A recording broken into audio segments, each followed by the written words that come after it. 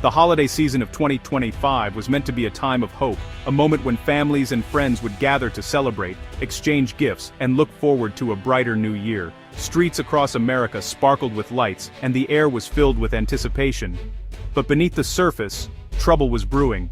Instead of joy, the season triggered a national emergency that no one saw coming. The festive spirit was quickly overshadowed by a sense of unease as cities grew quieter, and shop windows once full of promise stood dark and empty. Overnight, the American aluminum supply chain collapsed. Factories that had operated for decades suddenly shut their doors, and the hum of industry faded into silence. Spot prices for aluminum soared by 300% in just a matter of days, sending shockwaves through the economy. Investors panicked, and businesses scrambled to secure dwindling supplies. Factories from Detroit to small-town America ground to a halt as supply lines dried up.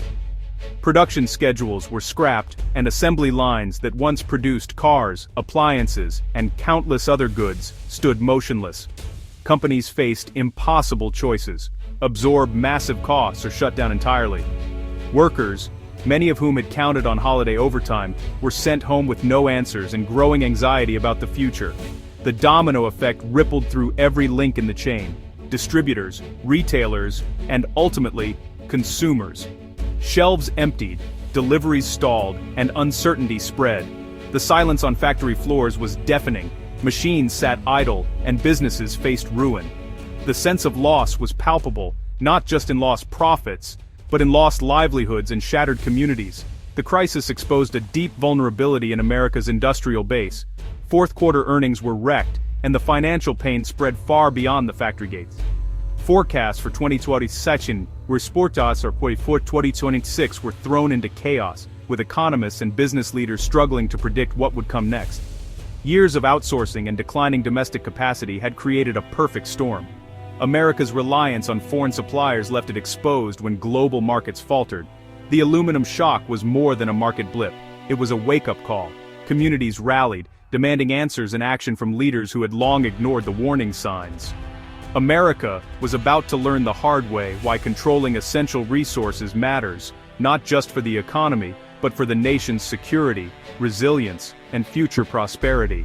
The December 2025 crisis was decades in the making. In the late 1990s, the U.S. had over 20 aluminum smelters. By 2025, only one remained. Rising energy costs and global competition drove a slow, relentless decline. Instead of modernizing, America chose dependency, turning to Canada for cheap, hydro-powered aluminum. By 2025, two-thirds of U.S. aluminum was imported, mostly from Canada. Each smelter closure devastated local economies and eroded national self-sufficiency. Outsourcing created a single point of failure in a critical supply chain. The convenience of imports masked a growing vulnerability. When the crisis hit, America realized it no longer controlled its industrial destiny. The stage was set for disaster. The fragile U.S.-Canada aluminum arrangement shattered in late 2025. Canada, facing its own tech boom and surging demand for AI data centers, slashed exports to the U.S. The decision wasn't hostile. It was about national interest and technological sovereignty. American industries, long reliant on Canadian aluminum, were blindsided. Canada prioritized its own future, redirecting aluminum to build its AI infrastructure. The U.S. supply chain was severed overnight, with no backup plan. Prices soared, factories scrambled, and chaos reigned. Canada's move was a stark reminder: no supply chain is truly secure.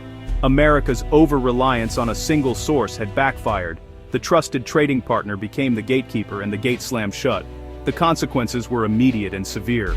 The aluminum crisis was fueled by another force: AI's insatiable hunger for electricity. Data centers sprang up across the U.S., consuming power at unprecedented rates. Aluminum smelters, among the most energy-intensive industries, couldn't compete for affordable electricity. Tech giants outbid smelters, driving power prices sky high. Utilities prioritized lucrative data center contracts, leaving smelters stranded. One by one, U.S. smelters shut down, unable to survive soaring costs. The very tech boom that promised progress was dismantling a core industry. Power once destined for smelters now fueled endless rows of servers. The invisible drain of electricity made the collapse of domestic aluminum inevitable. As imports vanished and smelters closed, disaster struck at home. Fires at the Novelis plant in Oswego, New York, crippled a vital link in the supply chain. The plant supplied 40% of North American automotive aluminum sheet. Its shutdown halted production, sending shockwaves through the auto industry. Automakers faced immediate shortages, threatening assembly lines and new vehicle rollouts. The fire exposed the fragility of relying on a few key processing facilities. With no easy alternatives, the entire downstream manufacturing ecosystem was at risk. The Novelis disaster compounded the crisis at the worst possible moment. The aluminum crisis rippled through every corner of American life, touching industries and communities in ways few could have predicted. What began as a supply chain issue quickly became a national emergency, affecting not just factories and businesses, but the daily routines of millions of people. Car makers faced acute shortages, slowing production and delaying new models. Showrooms that once boasted the latest vehicles now sat half-empty, and workers worried about layoffs as assembly lines ground to a halt. The ripple effects extended to auto parts suppliers and dealerships, creating uncertainty across the entire industry. The construction industry saw costs soar, projects stall, and affordable housing slip further out of reach. Developers struggled to source materials, and many building sites became eerily quiet. Families hoping for new homes faced indefinite delays, while contractors scrambled to find alternatives. Even buying a soft drink became a challenge. Beverage can shortages left supermarket shelves bare. Popular brands disappeared overnight, and shoppers found themselves searching multiple stores for their favorite drinks. The simple act of grabbing a cold soda became a rare treat. The tech sector, aerospace, and packaging industries all scrambled for dwindling supplies. Companies raced to secure contracts, and some were forced to halt production or redesign products to use less aluminum. The competition for resources grew fierce, driving prices even higher. Aluminum's scarcity created a cascading failure, from smelter to store shelf. Every link in the supply chain felt the strain, and businesses large and small struggled to adapt to the new reality. The crisis revealed just how deeply aluminum is woven into the economy. From transportation to technology, from packaging to construction, its absence was felt everywhere. Its absence disrupted industries in ways few had imagined. Businesses shuttered, workers were furloughed, and entire communities faced economic hardship as the shortage dragged on. The iconic aluminum can became a rare commodity. Recycling centers saw a surge in activity as people searched for cans to trade in, and event organizers struggled to provide enough beverages for crowds. The daily lives of Americans were upended by a metal most never thought to Satan sakinsar. Arn sar, den porasen say the dur, adur porden sutupanain. To the door jikans krusid zam, the brewers wiskans, but dovrio designware, a silent force reshaping routines, choices, and the very fabric of daily life across the nation. The aluminum crisis exposed a grave threat to U.S. national security. Modern military hardware, from fighter jets to naval vessels, relies on advanced aluminum alloys. With domestic production at historic lows and imports unreliable, the Pentagon faced critical shortages. Defense planners realized their assumptions about resource availability were dangerously outdated. Production of weapon systems and maintenance of existing fleets were threatened. The reliance on foreign sources was revealed as a strategic blunder. The military's ability to respond to crises was now in question. The government considered drastic measures, like invoking the Defense Production Act. America's military strength was suddenly at risk because of a neglected industrial foundation. The crisis forced a reckoning. America could no longer depend on foreign aluminum. For decades, the nation had relied on imports to meet its growing demand. But when global supply chains faltered, the consequences were immediate and severe. Factories slowed, prices soared, and entire industries faced uncertainty. The realization was clear: regaining control over aluminum production was not just an economic necessity, but a matter of national security. Rebuilding domestic capacity would require at least $25 billion and a multi-year commitment. This investment would go toward constructing state-of-the-art smelters, upgrading existing plants, and training a new generation of skilled workers.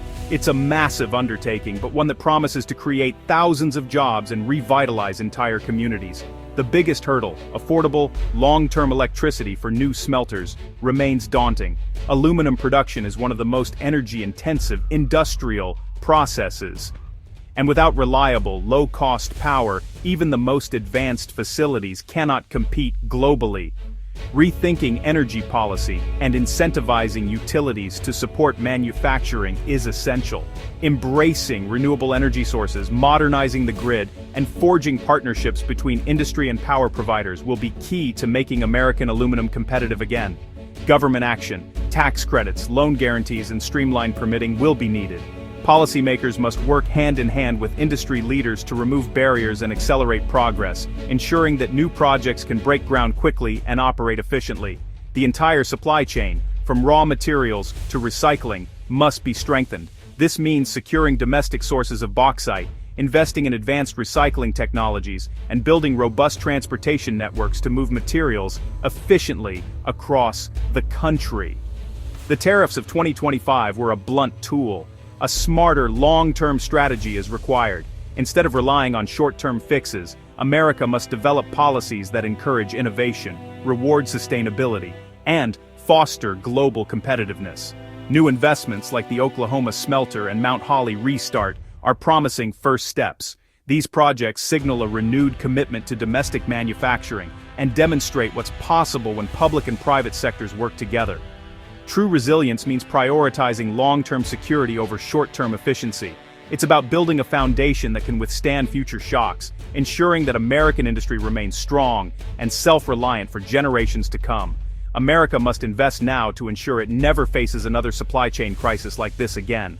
The path to aluminum independence is challenging, but with vision, determination, and unity, the nation can secure its future and lead the world in manufacturing once more.